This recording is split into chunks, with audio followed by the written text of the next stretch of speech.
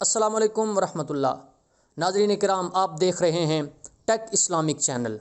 ہماری بھرپور کوشش ہے کہ ہم آپ کو مضبوط مستند معلومات فراہم کریں جو کہ آپ کے عقائد و اعمال کو صاف اور شفاف رکھ سکیں۔ آئیے آج کی گفتگو کی طرف بڑھتے ہیں۔ محترم ناظرین کرام، آج ہم آپ کو اسلامی سال کے دوسرے مہینے سفر المظفر کے بارے میں کچھ معلومات فراہم کریں گے۔ مثلا سفر المظفر کو سفر کہنے کی وجہ کیا ہے، مزید یہ کہ کیا یہ سفر کا مہینہ منحوس ہے، کیا ماہ سفر کا کوئی اور نام بھی ہے، اور یہ بھی کہ اس مہینے میں کون سا ایسا وظیفہ کریں گے کہ جس سے بندہ غنی اور مالدار ہو جائے گا۔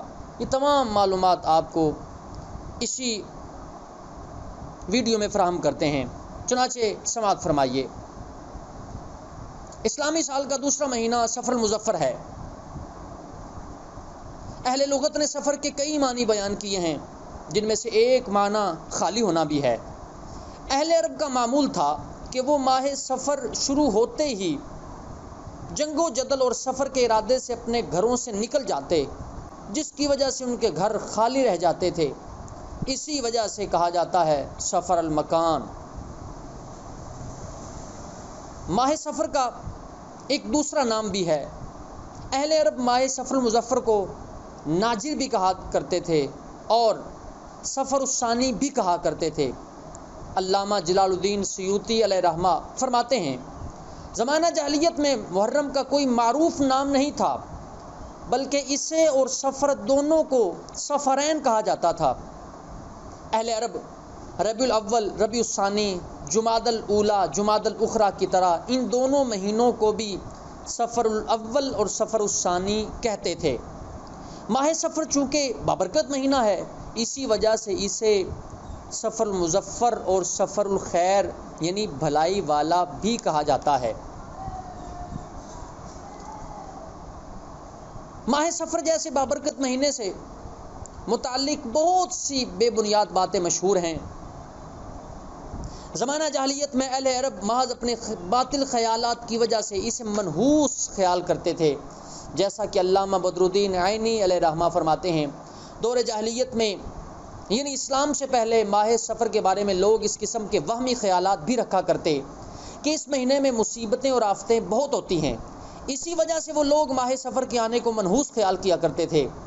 نبی کریم علیہ الصلوۃ والسلام نے سفر المظفر کے بارے میں ان کے وہمی خیالات کو باطل قرار دیتے ہوئے فرمایا، لا سفر یعنی سفر کچھ نہیں۔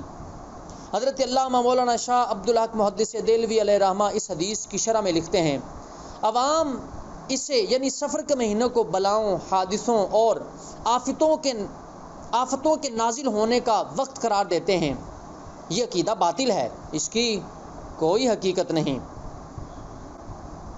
اس ترقی یافتہ دور میں بھی ماہ سفر میں نحوست سے متعلق لوگوں کے غلط نظریات ختم نہیں ہوئے، بلکہ جیسے ہی اس بابرکت مہینے کی آمد ہوتی ہے تو نحوست کے وہمی تصورات کے شکار بعض نادانوں کی جانب سے اس پاکیزہ مہینے سے متعلق طرح طرح کی غلط فہمیوں پر مشتمل پیغامات پھیلائے جاتے ہیں اور اس ماہ کو انتہائی منحوس تصور کیا جاتا ہے۔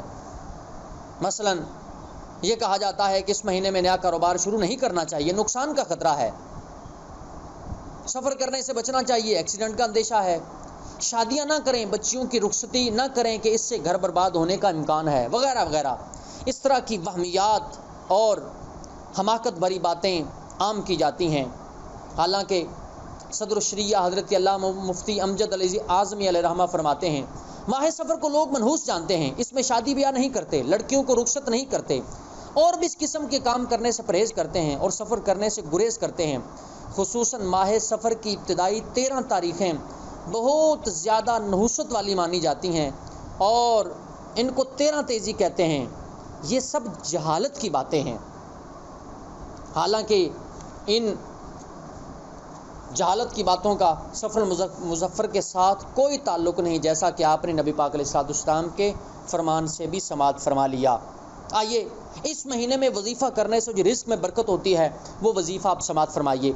جو کوئی ماہ سفر کے آخری بدھ کو سورہ علم نشرح سورہ والتین اور سورہ نصر یعنی اذا جاء نصر اللہ اور سورہ اخلاص یعنی قل هو اللہ احد 80 بار پڑھے، اس مہینے کے ختم ہونے سے پہلے انشاءاللہ وہ غنی ہو جائے گا۔